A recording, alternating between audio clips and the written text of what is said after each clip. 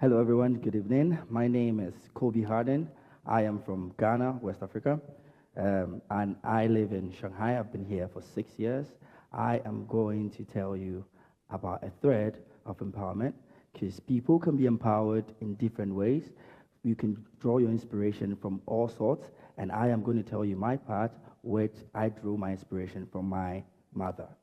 I lived all my life with my mother. I grew up learning a lot of things from her, and it has shaped my life in a beautiful way.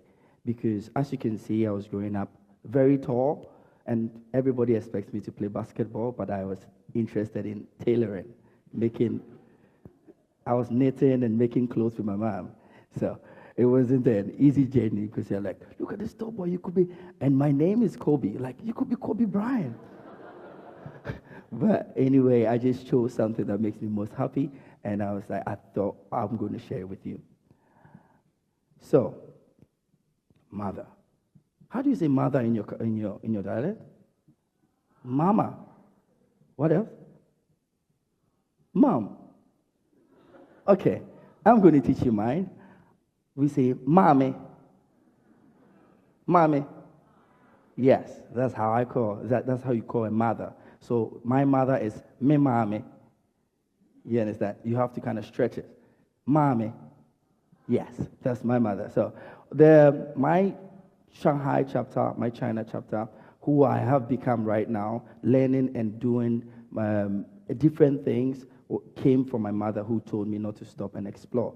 And the woman looks like this. That's her. That's my mom.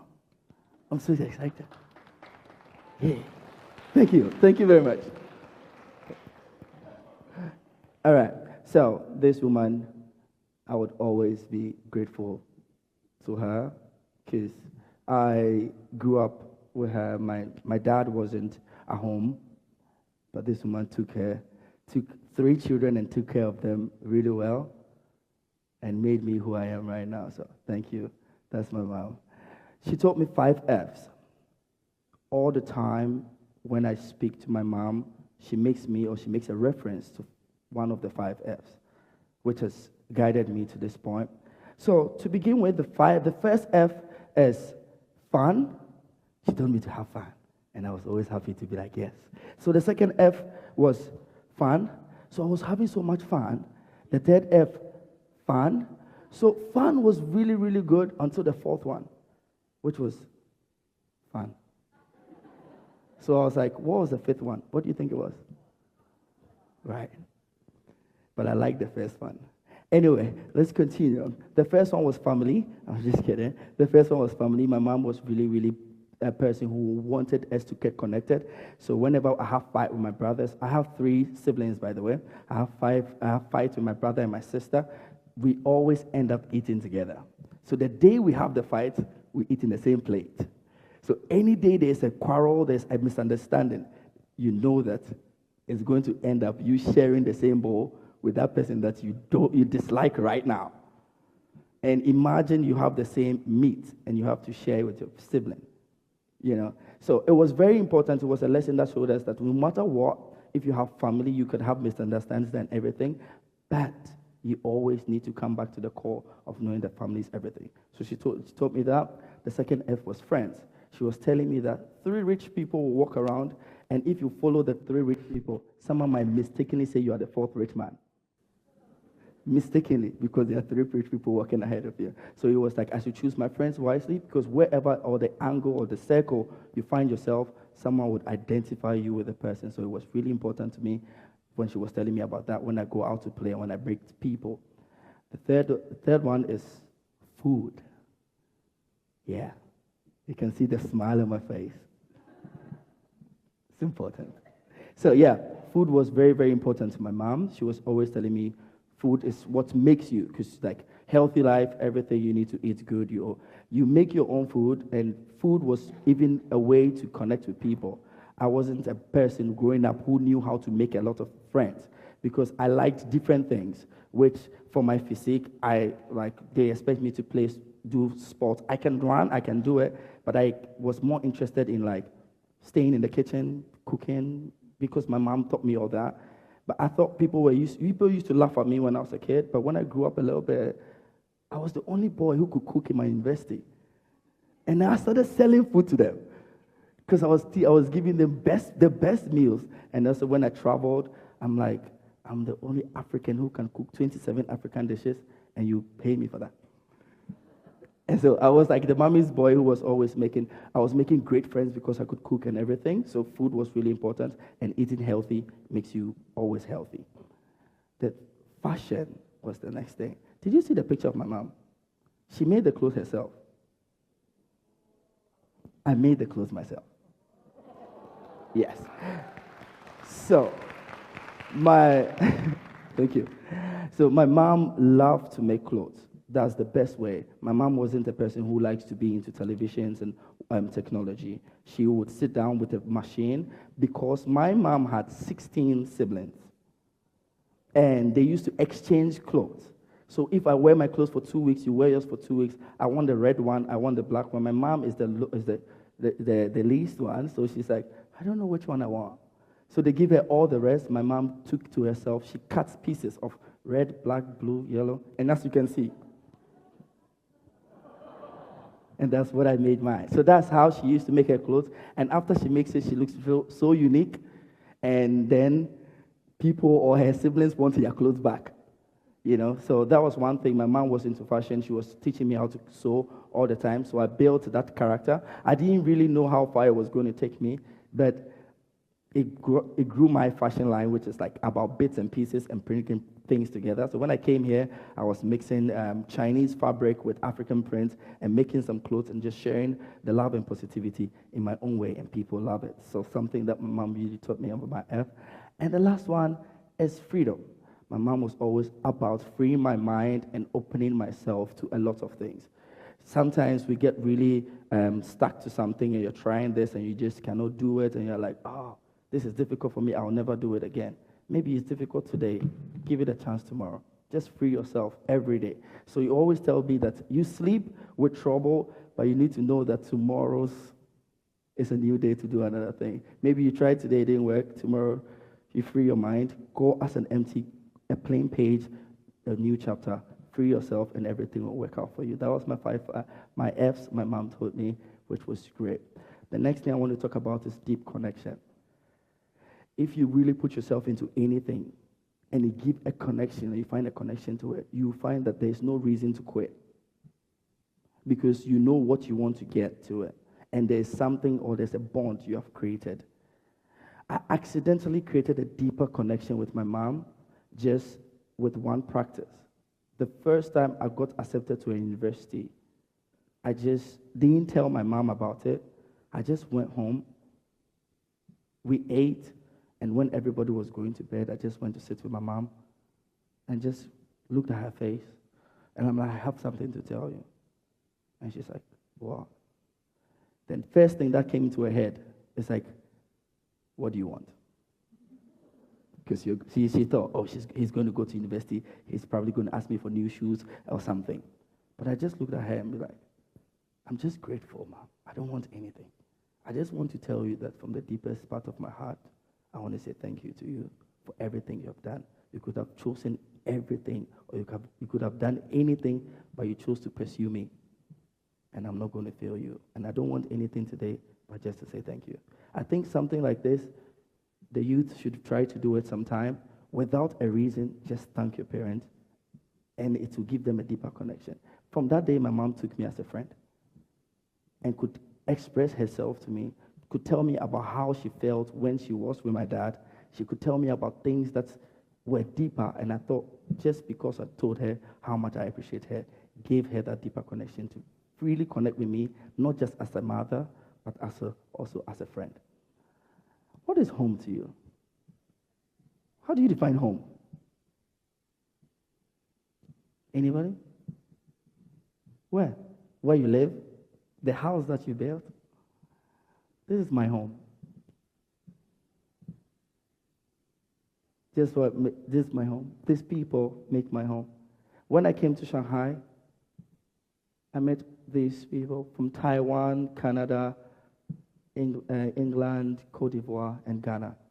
I met these people in a school, and I was trying to build up myself and trying to find my feet. They taught me a little bit about themselves and their culture. We created a good connection. I felt safe with them. I didn't want to go anywhere else, or wherever I go, I always want to end up my day with them because they'll come and smile at me and ask me how I'm doing. So I called them home. So it gave me that realization of home is wherever you are, or wherever you feel safe and accepted. That is my home. Embrace change. These people, I did this embrace changes. I changed my concept of home because of them. They gave me a different perspective. I went home, they were there. Some will cook food, some will order food, some will order the ingredients for me to do the cooking, but at least I felt like I was in a family home.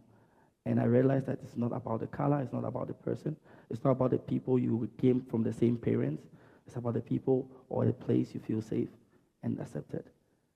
And that's my mother. Oh no, that's my grandmother. I showed you my mother already. That's my mother right there. So this woman gave me different perspective about possibilities. One day I just walked out and I wanted to showcase my clothing, and I was like, why don't I go to a place I call, which is sacred or more spiritual? So I was like, I'm going to a temple. I went to this temple, and this woman called me. She was just walking. She's 104. So beautiful. She has Louis Vuitton on her neck. And I'm like, you're fashionable. I'm into fashion. And I was trying to talk to her, and she always told me that all she wanted to tell me is one English word, which was, hello, how are you? And I felt so connected to this woman. And I did all my photo shoots from her, and she gave me this smile, which I'll never forget. And I sent it to my mom and be like, listen, I find myself another family. She's accepted to us. So she gave me possibilities to be like, I don't need my actual parents to show me I'm being appreciated.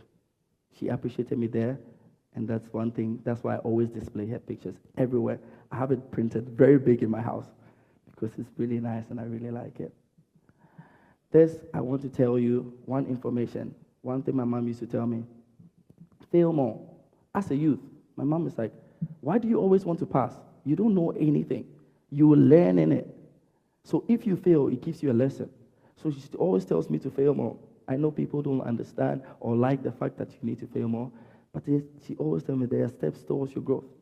If you try something and you fail, it means the thing has challenged you or the thing is beyond your strength, but it doesn't mean that you cannot do it. It gives you a challenge to do it again. And as a youth, when you're growing up, you fail more, you learn more, because then when you get to that point, you have gone through the process of failing and embracing yourself, and you can strive harder. So don't stop failing, because that's the only way we can learn. Fufu is ready. This is one of the best Ghanaian dishes, but I say this is one of the best dishes in the world. It's called fufu. It's made out of grounded cassava, and the soup is peanut soup. You should try it. I don't know how you're going to try it, though. But just try it one day. Just keep fufu in your head. This is a great food that people in Ghana eat, and it brings people together. They make it in a big bowl like this, and the whole family needs to eat together. We all put our hands to the same thing. We wash our hand, we put our hand, and we eat it together. And this is a dance form that I'm going to teach all of you here later. So this is one of my best foods. And I make some in Shanghai for myself. And I enjoy it with my friends. This is the country flag. I want to teach you how to make the fufu because later we'll be using that. So everybody, if you can see me from where you are, I want you to wash your hand with me like this. Before you eat the fufu, like that. And then you need to take the fufu with style. You see, let me show you the fufu again with this. You need to take it with style like this. This is how you take it. Yes, with style. When you take the fufu like that, there's a sauce on the side. But we like to play with food because we love it. So after taking the fufu, you throw it up. My mom doesn't like that, but we do that. We throw it up, you throw it, and you catch it with the other hand. And you dip it back into the soup, and you swallow it. But when you swallow it that way, it chokes you like that. And you just shake your head like this. So we're going to put that in a dance. Don't forget, let me teach you that 4 steps again. Wash your hand. Don't forget to wash your hands before you eat. It's a really good thing. Style. Take the fufu. Throw it up. Catch it like that. Dip. Swallow. And then... And your mom will be like, I told you so. I told you so. All right, guys. This is the end of my presentation. I am going to show you some dance because that is all I'm about. I love dancing and fashion. So I want to show you some Afro dance, but I don't want to do it alone. So whilst I'm doing it, whilst you're cheering for me, I want us to do at least eat the fufu in the Afro dance. Can we do that? Can we do that? All right. I didn't come here alone to do the Afro dance. The Afro dance is where I share positive energy. It is a joyful part of life, putting our everyday life into dance forms. So you can do Afro dances using your makeup, making a phone call, running to school, late, waiting for the school bus, waving at your mom, eating fufu. It's a lively thing. Just go to the high tempo beat. I came here with my team, which we call the Afro Giants, people who love, and I made a family here who are into dancing. I'm going to call them on stage, and we are going to present to you some Afro dance, and we can do it all together. Can we do that? Thank you.